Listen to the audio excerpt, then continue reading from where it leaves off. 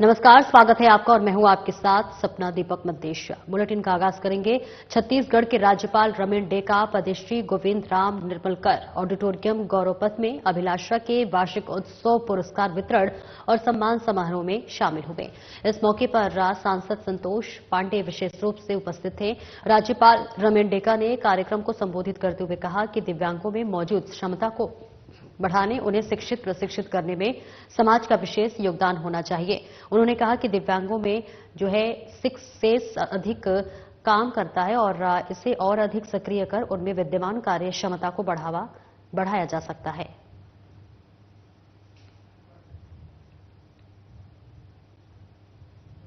राज्यपाल रमेन डेका ने जिले के प्रवास के दौरान राजनांदगांव स्थित भगवान महावीर समता वृद्धाश्रम में वृद्धजनों से मुलाकात की और इस अवसर पर उन्होंने वृद्धजनों को फल प्रदान कर उनके अच्छे स्वास्थ्य की कामना की।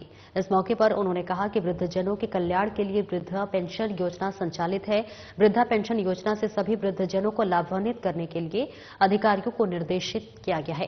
राज्यपाल ने समता मंच वृद्धाश्रम को 1 लाख रुपए की सहायता राशि प्रदान करने की घोषणा की।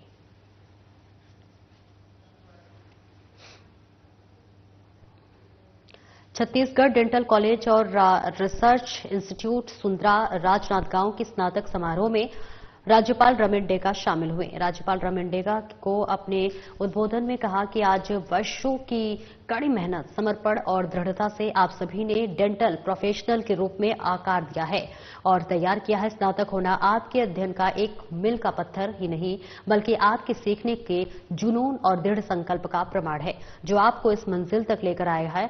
और यह एक अध्याय के अंत और दूसरे अध्याय की शुरुआत का प्रतीक है, जहां आपका ज्ञान और कौशल अनगिनत व्यक्तियों के स्वास्थ्य और कल्याण में योगदान देंगे। उन्होंने कहा कि दंत चिकित्सा पेशेवरों के रूप में समाज में आपकी भूमिका महत्वपूर्ण है।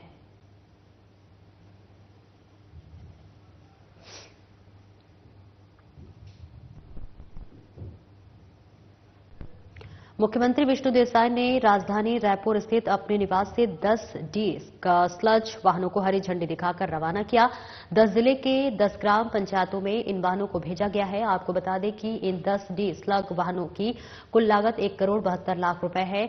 तो वहीं कार्यक्रम में उप मुख्यमंत्री विजय शर्मा भी मौजूद रहे। इस दौरान मुख्यमंत्री विष्णु देसाई ने बताया कि स्वच्छ भारत मिशन के तहत पूरे देश में स्वच्छता हमारी जिम्मेदारी है और उप मुख्यमंत्री विजय शर्मा, जिनके पास पंचायत और ग्राम विकास विभाग भी मौजूद है, उन्होंने इन वाहनों को ग्राम पंचायत में भेजने का निर्णय लिया, जिस पर मुहर लगाते हुए इन वाहनों को रवाना किया गया है।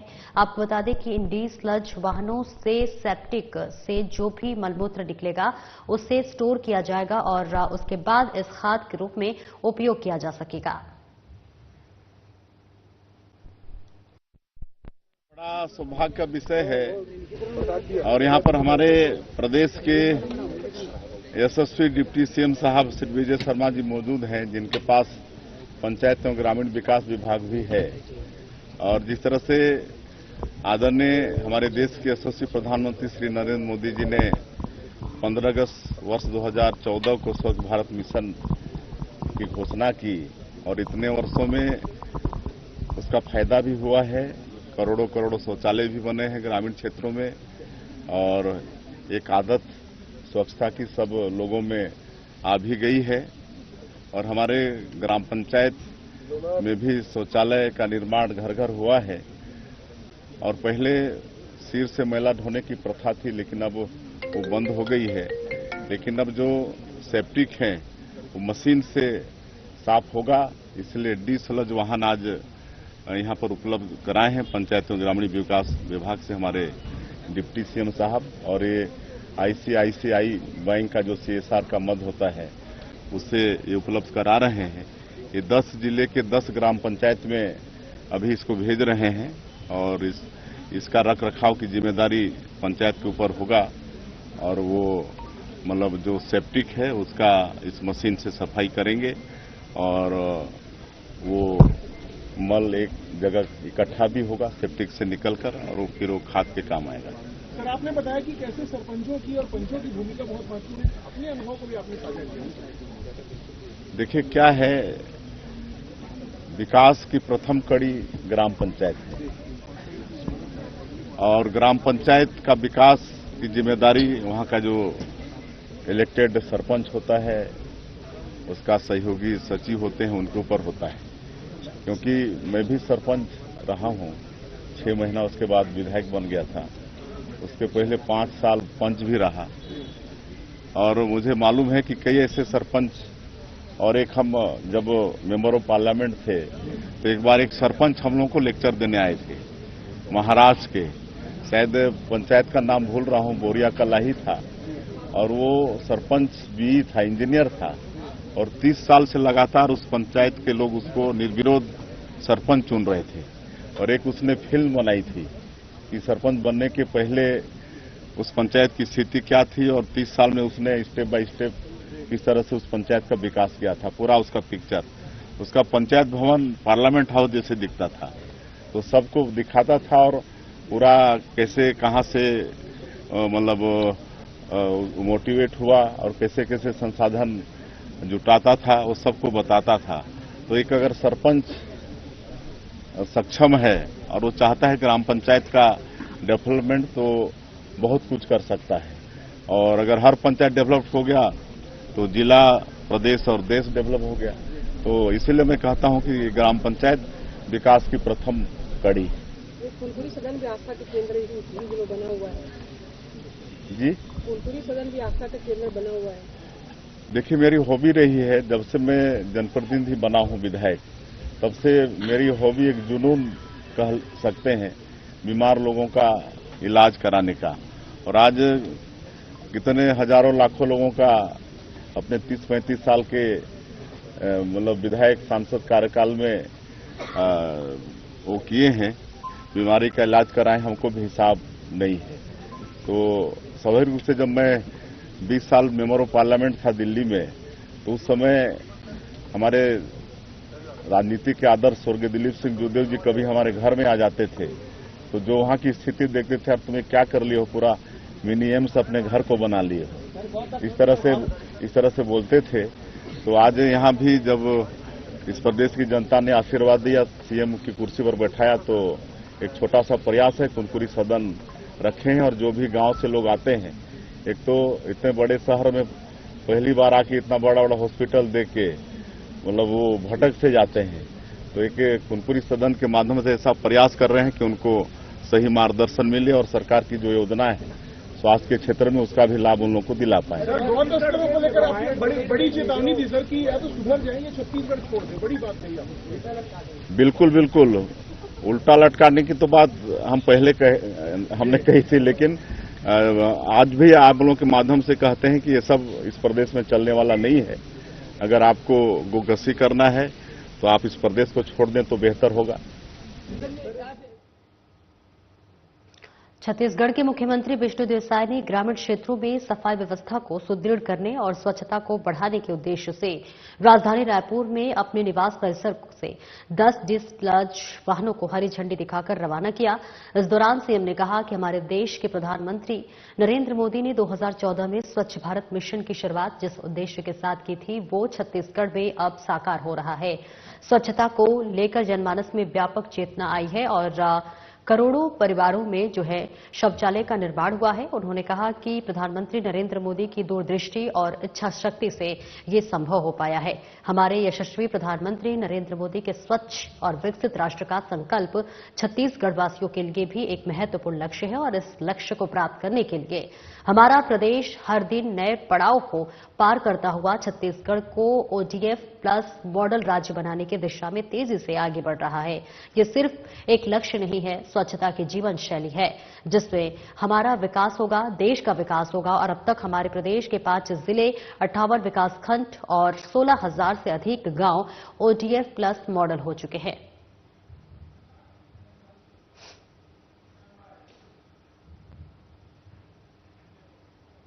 दुर्ग जिले के नगपुरा में आयोजित मोर आवास मोर अधिकार कार्यक्रम को केंद्रीय कृषि, पंचायत और ग्रामीण विकास मंत्री शिवराज सिंह चौहान ने संबोधित किया। इस मौके पर उन्होंने प्रधानमंत्री आवास योजना के हितग्राहियों के पैर पखारकर उनका अभिनंदन किया। वहीं केंद्रीय मंत्री चौहान ने छत्तीसगढ़ आवास योजना के तहत 3,13,384 नए आवासों को घोषणा की और वहीं केंद्रीय मंत्री ने कहा कि केंद्र में प्रधानमंत्री नरेंद्र मोदी और राज्य में विष्णुदेव साय की डबल इंजन सरकार प्रदेश की तस्वीर और तकदीर बदलने के लिए पूरी निष्ठा से कार्य कर रही है।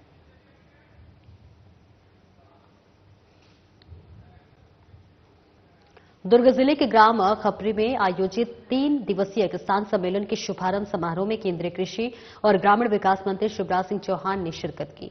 इस मौके पर कार्यक्रम की अध्यक्षता मुख्यमंत्री विष्णुदेव साय ने की। वहीं समारोह को संबोधित करते हुए केंद्रीय मंत्री शिवराज सिंह चौहान ने कहा कि छत्तीसगढ़ आने वाले समय में धान के साथ साथ सब्जी और फलों का भी कटोरा बनेगा। उन्होंने कहा कि केंद्र सरकार कृषि के साथ साथ उद्यानिकी और बागवानी फसलों को बढ़ावा दे रही है।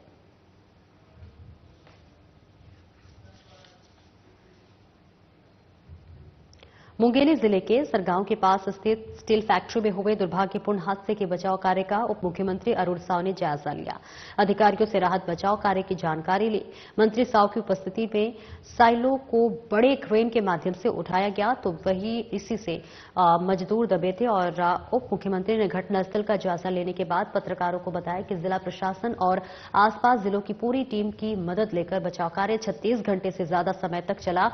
साइलो बड़ा वजनी था और उसे उठाना बड़ा टास्क था। हर तरह के प्रयास के बाद रेस्क्यू टीम ने साइलो को उठाया और अब बाकी रेस्क्यू ऑपरेशन आसानी से किया जा सकता है।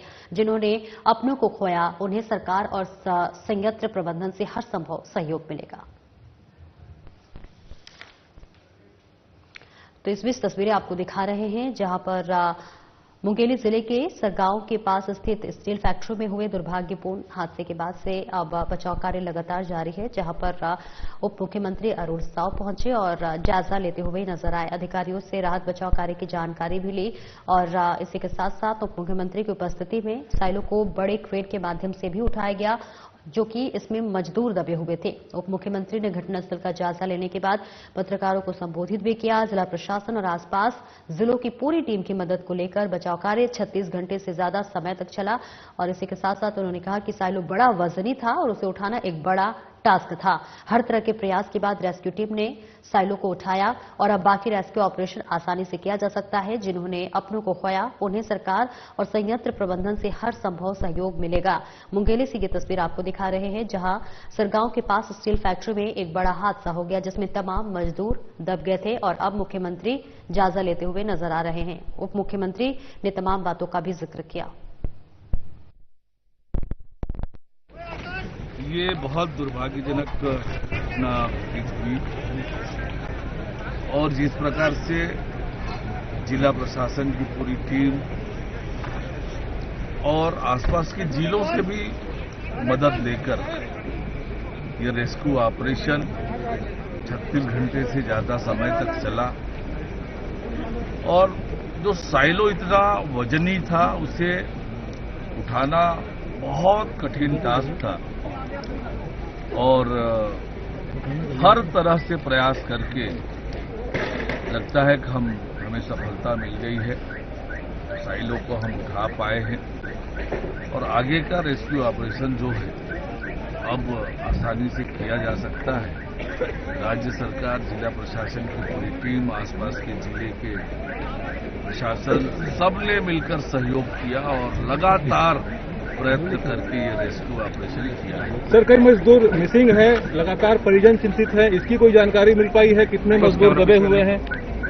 अब उस टास्क को पूरा किया जाएगा। जो बड़ा काम था उसके बिना आगे की कार्रवाई संभव नहीं थी।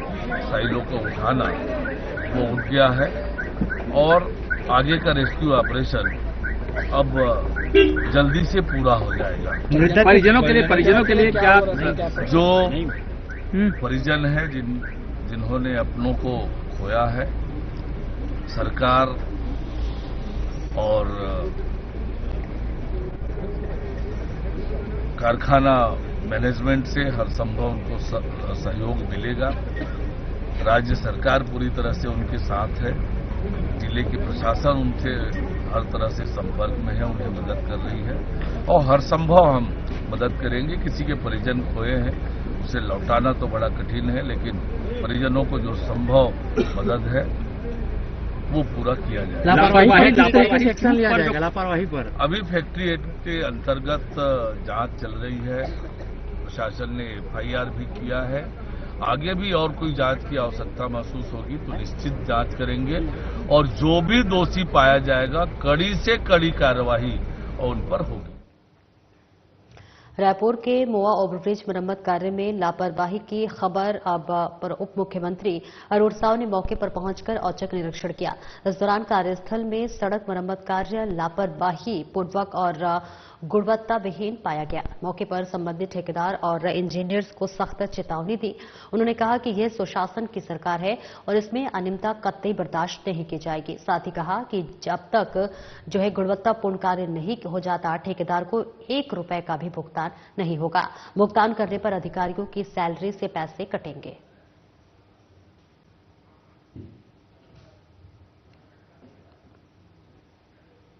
नगर विधायक, वाणिज्य उद्योग और श्रम मंत्री लखनलाल देवांगन ने CSEB कॉलोनी पूर्व में बिजली वितरण विभाग के 1.5 MVA 33/11 kV उपकेंद्र लागत 1 करोड़ 90 लाख रुपए का भूमि पूजन और शिलान्यास किया।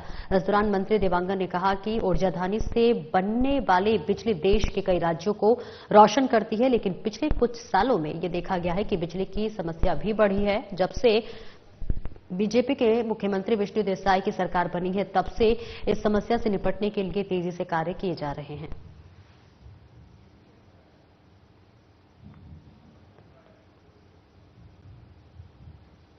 और खबर कोरबा से है, जहां नगर विधायक, वाणिज्य उद्योग और श्रम मंत्री लखनलाल देवांगन ने नगर निगम क्षेत्र के दर्री जोन वार्ड क्रमांक 47 में आयोजित भूमि पूजन और लोकार्पण कार्यक्रम में 44 लाख के विकास कार्यों की सौगात दी। मंत्री देवांगन ने कोरबा नगर निगम क्षेत्र के दर्री जोन के वार्ड क्रमांक 47 गोपालपुर शिव मंदिर के पास प्रभारी मद के 15 लाख की लागत से भारिया समाज सामुदायिक भवन के पास नवनिर्मित सामुदायिक भवन का लोकार्पण किया। वहीं अधोसंरचना मद और जिला खनिज न्यास मद से निम्न विकास कार्यों का भूमि पूजन और शिलान्यास किया। इसके साथ ही वार्ड नंबर 45 रामनगर में सामुदायिक भवन के पास किचन शेड निर्माण कार्य 4 lakh, ward 47 housing board colony में सामुदायिक भवन निर्माण कार्य लागत 10 लाख, वार्ड के 48 सलीहा भाटा सुमेधा में सामुदायिक भवन निर्माण कार्य लागत 10 लाख, वार्ड 53 नदिया खार पुलिया के पास मुक्तिधाम निर्माण कार्य 5 लाख, कुल 29 लाख के कार्यों का भूमि पूजन और शिलान्यास किया।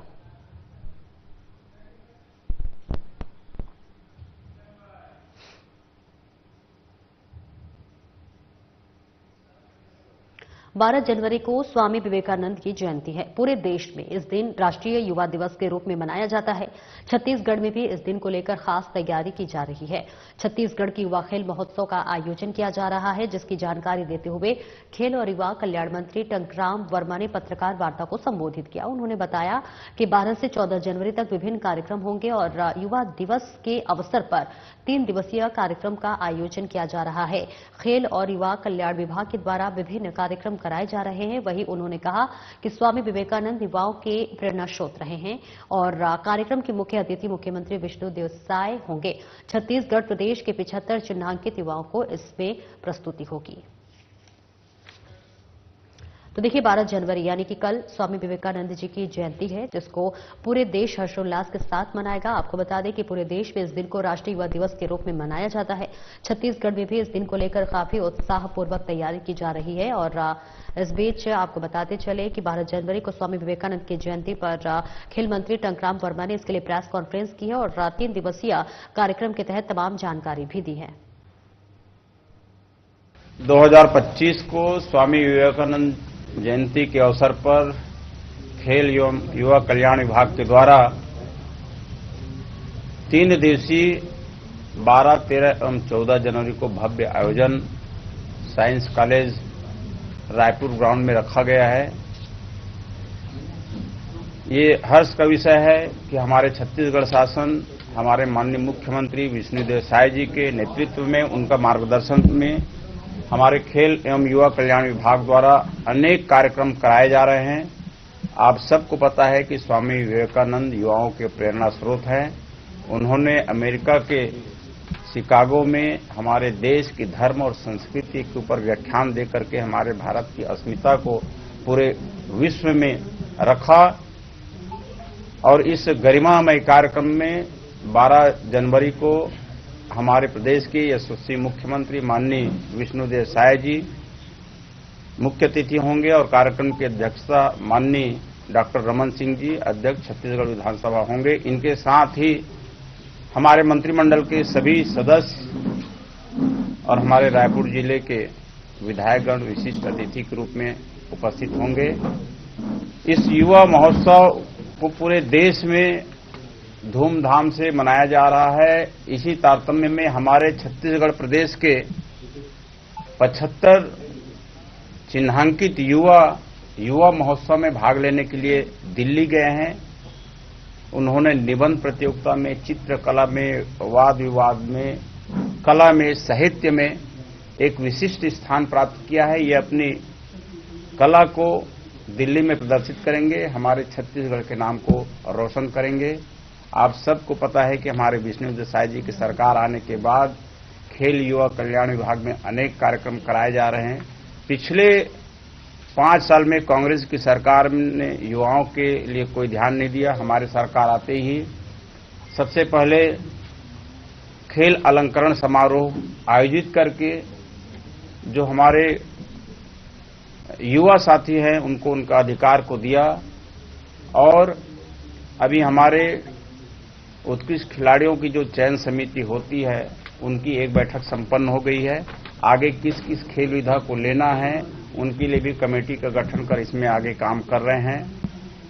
12 जनवरी को आरू साहू का कार्यक्रम के साथ ही एक ऐतिहासिक कार्यक्रम मैं अयोध्या हूं हमारे मुंबई के कलाकार के द्वारा साइंस कॉलेज ग्राउंड में प्रदर्शित किया जाएगा, जिसमें राम मंदिर निर्माण की गौरव गाथा, उनकी विकास यात्रा मुगल शासन से अभी तक का 2024 तक हमारे माननीय देश के यशस्वी प्रधानमंत्री माननीय नरेंद्र मोदी जी के अथक प्रयास से रामलला राम मंदिर का निर्माण हुआ है। यहां तक की यात्रा उस मैं अयोध्या हूं में दिखाया जाएगा और समापन 14 जनवरी को हमारे प्रदेश के राज्यपाल महामहिम रेमन डेकर जी के मुख्य आतिथ्य में और हमारे केंद्रीय राज्य मंत्री माननीय तोखन साहू जी के अध्यक्षता में संपन्न होगी। साथ ही हमारे उस दिन मंत्रिमंडल के सभी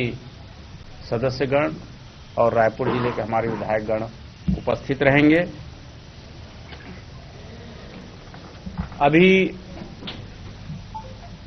हमारे माननीय मुख्यमंत्री जी के निर्देश पर और गृह विभाग के सहयोग से आप सबको पता है कि बस्तर में एक भव्य बस्तर ओलंपिक का आयोजन किया गया और इस आयोजन में बस्तर संभाग के 1,60,000 हमारे सभी साथियों ने भाग लिया।